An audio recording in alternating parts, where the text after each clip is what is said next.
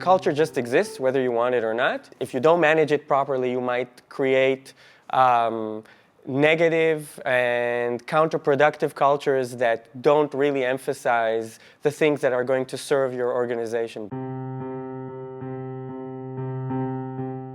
Culture was readily dismissed up until the late 1970s as something that managers don't need to care about. But as organizations and work becomes more complex, and people no longer work on an assembly line when you can basically procedurally tell them what to do, and it doesn't really matter what they think because the assembly line solves all the dilemmas for them. As robots are replacing these and people are put more and more in positions where they need to make decisions, there's no way we can exhaustively kind of describe all the situations that employees are going to deal with. And that's where culture comes into play. It's when there are these implicit understandings about what is important and what isn't important, and what we're trying to maximize and what we're not trying to maximize, and who we are and who we aren't. And there's also this kind of moral code that holds us together. Then you would expect that, on average, employees would do the right thing even if you haven't specified precisely the recipe of how to do it. So that's why culture is becoming increasingly more important in organizations and is increasingly recognized by leaders as something that they need to invest in. We basically find that people follow one of three trajectories. Either they show a gradual increase in their level of cultural fit. So basically, they're slowly learning the code and behaving appropriately. These are people who stay in the organization and succeed. We see people who never really show an increase in their level of cultural fit relative to what they were immediately after joining the organization. So that indicates to us that they're either incapable or unwilling to adapt culturally. And those are the people at extreme risk of being fired. So basically, these people, if they survive a year, and they rarely do, they have a 50% chance of being fired by that time.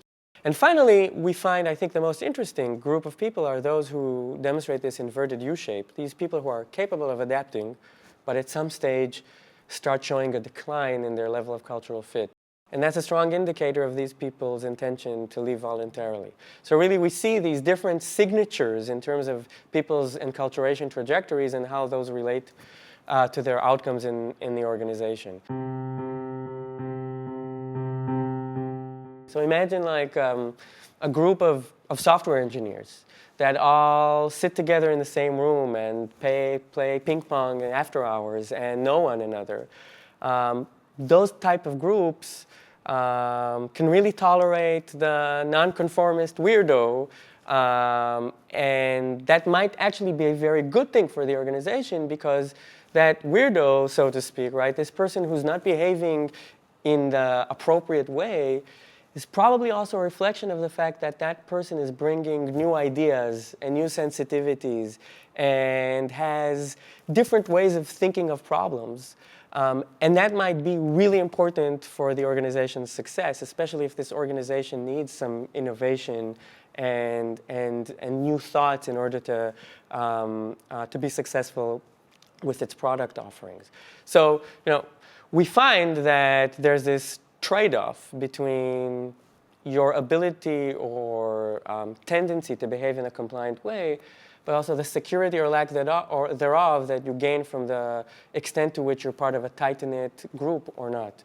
And really being in the right kind of sweet spot leads to the greatest success in organizations. On average, having a strong culture is a good thing. If everybody is aligned on the same important values, and if we would expect, therefore, that faced with the same kind of situational dilemmas, everybody would solve them in roughly the same way and in a way that's conducive to the organization's strategy, then yes, a strong culture is going to be beneficial for the organization. But at the same time, you don't want echo chambers. And especially if you're an organization that competes on novelty.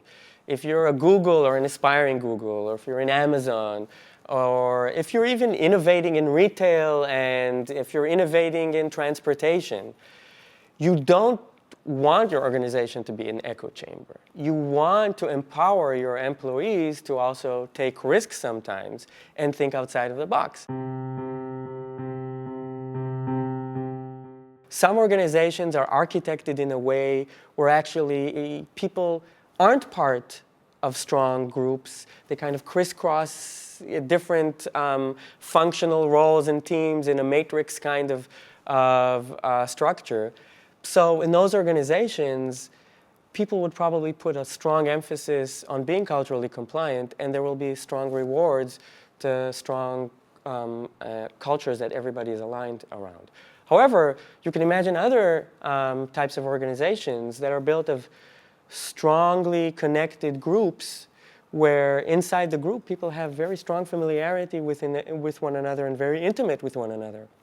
In those groups, you can afford, or those individuals can afford, to behave in a culturally non-compliant way. And it might be the case that those groups, if they have a good mix of people who are compliant and non-compliant, are the ones who might come up with the most brilliant and innovative ideas. So it's not that there's a kind of one-size-fits-all recipe that facilitates how culture kind of translates into good operational results from an organizational point of view. Different organizations, different organizational architectures, and different strategic imperatives prescribe different and intricate relationships between structure and culture in the organization.